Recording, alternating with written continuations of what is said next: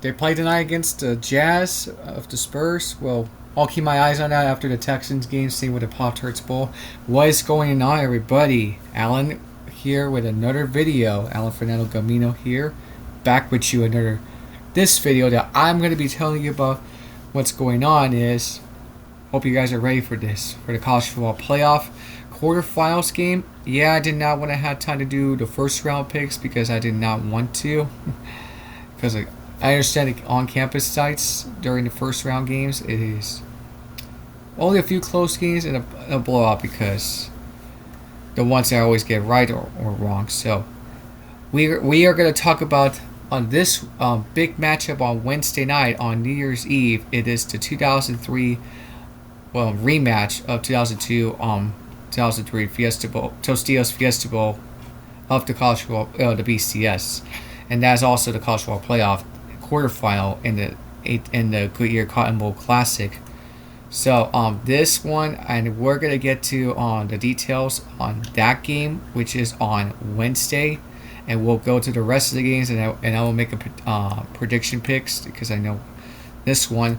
I watched the game film highlights for either side. For start off with this game that I just watched, Ohio State beat Miami. 31-24 was the final score, and yes, the Buckeyes were the only undefeated team that went 14-0. The first team, the first Division One Single A team that have gone 14-0 in the BCS era, in that history. Yep, 14-0 in college football, and you see it right there. And their first national championship since 1968. Look how long it's been, 34 years for you Buckeye fans. So, Canes came close for going back-to-back. It didn't happen to join Nebraska. It is what it is. It is what it is. Miami was by 11.5 favorite to win this game. And who was the MVP? Craig Krinsel and Mike Doss at Ohio State, offense and defense. But their coaches, Coach Tressel of Ohio State and Coach Coker out of Miami. So this game, let's get to the first quarter. They started off on a very good start, yeah. And you see right there, on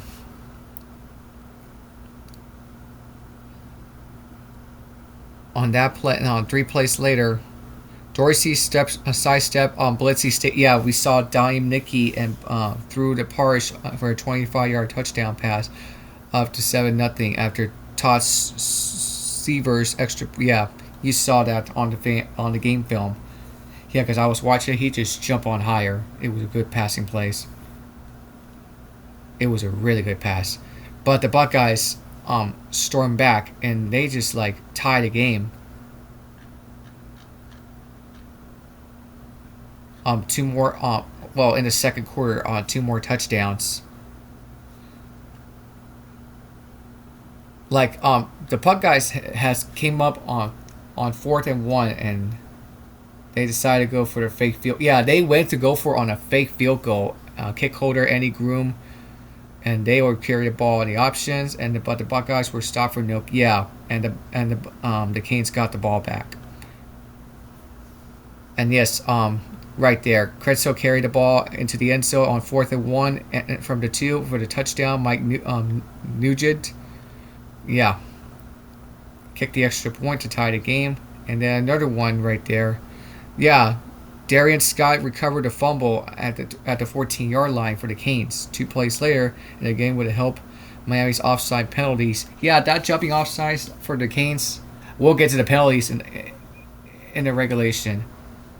Maurice Claret ran for a 7-yard touchdown pass after a successful PAT, and they were up 14-7 on that one. But in the third quarter, they kicked the field goal, and yes, Audrey Johnson returned to the 39-yard before getting tackled. Yes, Audrey Johnson played for the Canes, and the team that he played for, right there, the Houston Texans, and then he played for the Colts one time. He's a future Hall of Famer, in my opinion.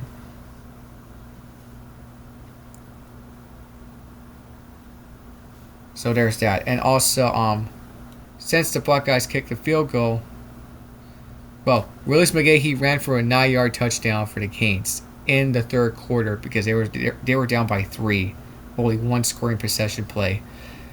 But going back to that, while I was watching the films, and those are the quarterbacks that you're starting with Ken Dorsey and Chris Drenzel. But in the fourth quarter, here's what happened to Willis McGahee.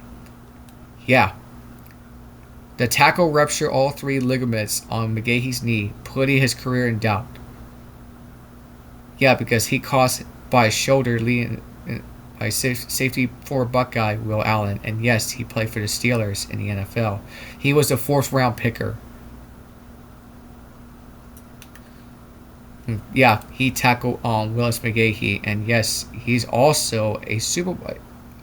No, he wasn't a Super Bowl champion, but still, he was an NFL player, and he's got 4 sacks. He's got more tackles than sacks. Played for the Bucks for 5 more years. Steelers 3 more years. Well, 6 more years. Cowboys once, and then 3 more years with the Steelers. And yes, he's from Dayton, Ohio. Wayne Cooper Heights High School football. This man knows how to ball up. He's 43. But still, McGahee was hurt, and that pretty much caused his college football career to end his one on the worst case scenario. But another one, Nickelback. Will Allen recovered the fumbles for the Buckeyes? Yeah, fumble. Yeah. They got the ball back, and the Buckeyes had the football until... Yeah, and here's the big one that you're looking at the replay. That it says there. Furthermore, Ohio State would not have actually been able to kneel out the clock if this wouldn't have ruled out of bounds. Or really defensive play holding on a late hit. Because of the 2:19 left on the clock, the Canes still have 1 timeout. And another one says, under replay rules that were passed before the 2005-2006 seasons, replays officials that would have been allowed to review if Gamble was in bounds, but would not have been allowed to review the play for defensive holding or a late hit. The Buckeyes were forced. Yeah, they punt the ball until the game was tied before the end of the regulation. Now, the first overtime, you saw what happened on the Canes. So the Canes scored a touchdown on Kellen Winslow. Yes, and by the way, Kellen Winslow's dad, he played for the Chargers. His dad played for the Chargers with Dan Fouts, the San Diego Chargers team, because Dan Fouts played for Oregon. Let's not forget that. So, yeah, they scored a touchdown on a 7-yard passing play from Ken Dorsey. After that, yeah, because the penalty was declined for pass interference. And now, the next play, you saw what happened on 2nd down. Well, on 4th down and 14.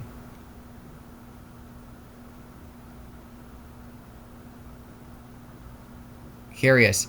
Came through the completed 17-yard pass to Malcolm Jenkins for a first down on the 12-yard line of the Canes. Yes, that passing on the right to keep their drive hopes alive. But on the next one, here's what happened.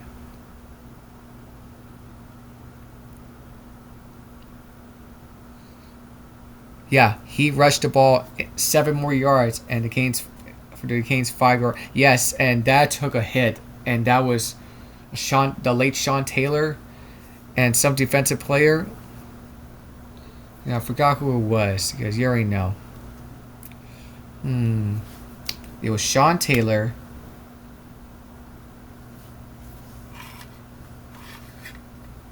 Yeah, Jonathan Vilma, who works at Fox Sports right now. Yes, Kenny Albert and Jonathan Vilma still calling games NFL on Fox. Yeah, it was Jonathan Vilma. Jonathan Vilma and the late Sean Taylor, a 2-on-1 drill tackle. Boom. Shoves it just almost took a helmet hit. That could have been that could have been on unnecessary roughness, and that kept the Buckeyes going on first down. But it almost cost Chris Drensel's injuries. That would have cost him his game and his football career. But still, they kept him alive. So on fourth down, here's what happened. Drensel attempted to pass to Chris Gamble, but the ball bounced off Gamble's hand and was called an incomplete pass by the line judge. Yes, and also Glenn Sharp had Glenn Sharp, he looked like he grabbed him on the face mask of his helmet, but still, they tugged him like it just stopped him. It's a defensive pass interference. It was a defensive pass interference. The Miami fans and team believed that the game to be over, began to rush the field. However, Terry Porter, the field judge, had thrown a late flag in the end zone. The controversial penalty was defensive pass interference call on Miami defender Glenn Sharp. And Glenn Sharp played, he was an undrafted free agent all the way through 2008. Played for the Colts, Saints and the Colts. As a result, Ohio State received the ball, with automatic first down to 2-yard line until they score a touchdown. Rush for the 1-yard line with a fresh set of downs. Yes.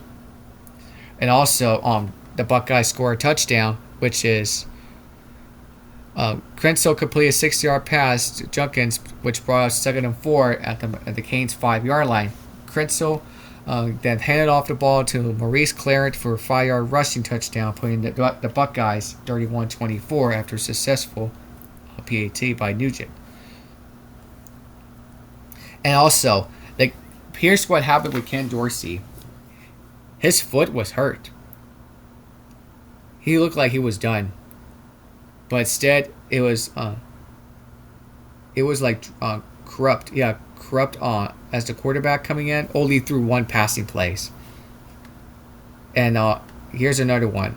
Miami had to score a touchdown, then either to kick the extra point to tie the game and send it to overtime, or go for 2 for the win.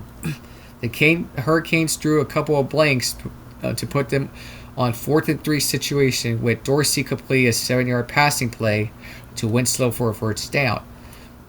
Face mask was called on Ohio State during the play to make it a 1st and 5 for Miami from the Buckeyes 6-yard line. Ken Dorsey then threw an incomplete pass to Andre Johnson, former NFL legend and Hurricane legend of Miami, but the pass interference was called on the Buckeyes defender, gave Miami a first and goal from the 2-yard line. The Buckeyes defense had held to only 1 yard in the next 3 plays to bring up a big 4th and goal on the 1-yard line. So one more chance left, and Ken Dorsey just drew a passing play. He was being hit by linebacker C. Grant, but it was incomplete. And by the way, he played for the Saints after a 3rd-round pick of a draft, 86 overall. Willie Grant. It was incomplete, ending the game with Ohio State, for the first time in 34 years. And aftermath, here's how that worked out. 43 players who started of the game, Ohio State's Chris Gamble, on both offense and defense. 37 of them were eventually NFL drafts, including 18 first-rounders, which 12 Hurricanes and 6 were the Buckeyes. Of the 100 players who played in the game, 52 went on to be drafted, 58 went on to play in the NFL. Now, that pass interference, as you're seeing right there, take a look at this before.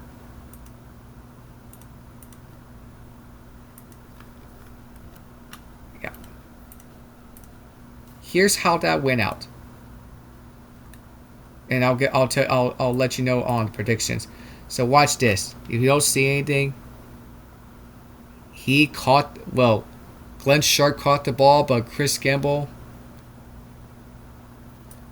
It was a terrible call. It was a terrible call. It was a pass interference. That should have been won that game for the Canes, but they did that on purpose. They did that on purpose. Canes screwed themselves in the game. So that's the ball game. The Canes won. Well, Canes won. The Buckeyes won for the first time in 34 years. And the officiator had a great call on call, but Canes knew it was a terrible call. But that's not how they went out in the end. So here's on this week's game. But history goes back and forth. Let's get to the history, shall we? Full games. Canes have not faced the Buckeyes since. You gotta go back to that time, 2011. Yes, September 17.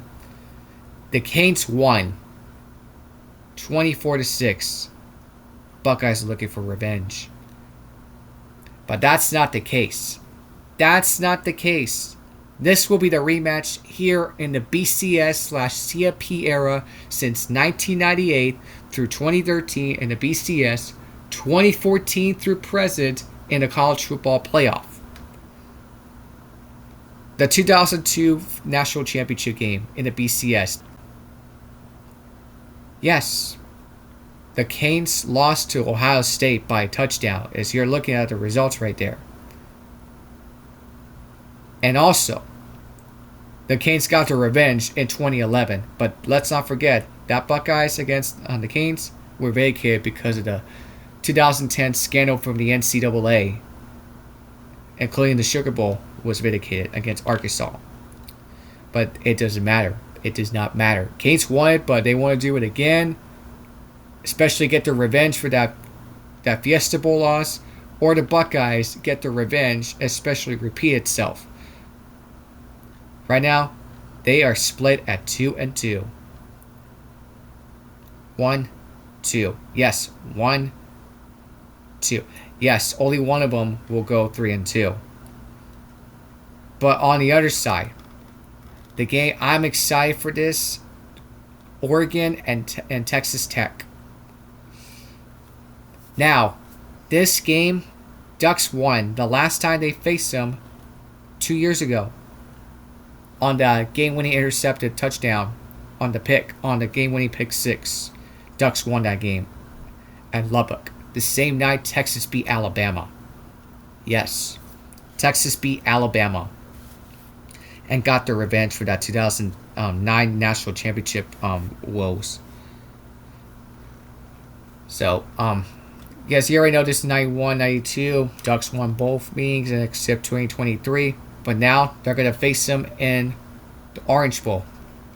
Now, I'll be surprised Texas Tech wins their first meeting because they're 0-3. I'll be shocked. I'll be surprisingly shocked. Now, in the Rose Bowl,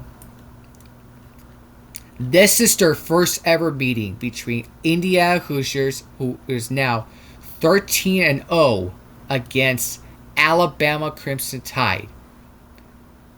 Kellen DeBoer. Yes. And don't forget Ty Simpson versus the Heisman Trophy winner Fernando Mendoza, who's having a better season in college football. So, I'll tell you the picks. Now, the game of the Sugar Bowl. Georgia and Ole Miss. Ole Miss took care of business against Tulane. After without Lane Kiffin aftermath, because Lane Kiffin went to LSU, Georgia absolutely stomped foot against Ole Miss. Well, they won it by 8 closely on October 18, almost nearly 3 months ago. Almost. It's been 2.5 months. But last time we already know Ole Miss beating them 28-10. It was November the 9th. Yeah. So we'll see if Ole Miss could get their revenge, or Georgia is going to repeat itself in the Sugar Bowl, because these two teams are going head-to-head in the SEC, in the Southeastern Conference. So Georgia is the one that's there. So again, those games, Miami took care of Texas A&M on the touchdown in the late fourth quarter, especially the intercepted. The final was 10-3. The game-ending intercepted 10-3. Right there. Yes, we tell you that one. And then the next game, Bama took care of Oklahoma by 10. If you haven't seen 2 of my previous videos, go check it out. Ole Miss took care of Tulane. That was a big butt whooping, 41-10. And the Ducks won it by this close, by 17-point win.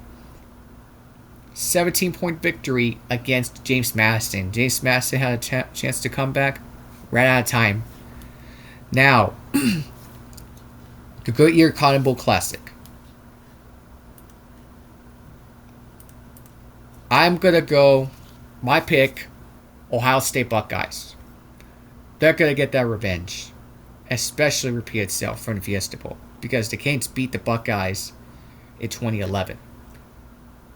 That's a revenge, but does not matter. It has to be in the college football playoff or the bowl championship series. I have to go with Ohio State. Buckeyes are going to win by closely, not the same results from 2002. I am going to say 45-38. Now, the Orange Bowl. It's going to be a shootout between Oregon and Texas Tech. I'll be shocked if Texas Tech wins. I'll be stunned because they have not beaten Oregon. But I'm going to go with Oregon Ducks by a final score 34-20 over Texas Tech at the Capital One Orange Bowl on New Year's Day. And speaking of that, Buckeyes are minus 9.5 favorites to win the game. Because right now, you're taking the over. You're going to take the over. Take the over, by the way.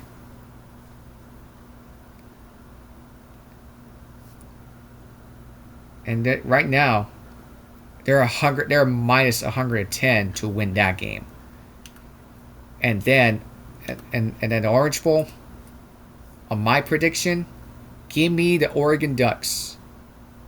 Because spread points don't matter. They could still win it, but they're a minus 105 to win that game. Because right now, 115 on Texas Tech. We'll have to see. And now the Rose Bowl, Prudential. Their first ever meeting between Alabama and Indiana. Yeah, Ty Simpson versus Fernando Mendoza, IU, the Hoosiers, and Caleb DeBoer's Bama without Nick Saban after the Nick Saban era came to an end. So my prediction, I am going to pick Indiana in my favorites. They're minus 6.5. And what stuns me is it could come to that in the college football playoff. And the prediction that I'm gonna go for the final score, it's gonna be a back and forth battle. I'm gonna go with that final 31-21. 31-28. Indiana beats Alabama. And by the way, they're minus 115.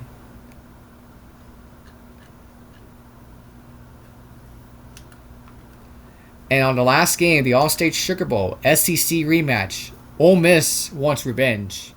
I don't think so. Give me the Dogs by a final score. It's going to be 34. Well, actually, 37-30. Give me the Dogs. Because they're now minus 6.5. And they're 115 minus to win that game.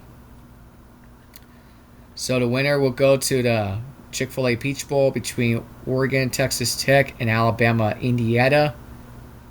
And then the Verbal Fiesta Bowl, Ole Miss and Georgia, especially Miami, Ohio State. So there's my prediction on this week's college football playoff.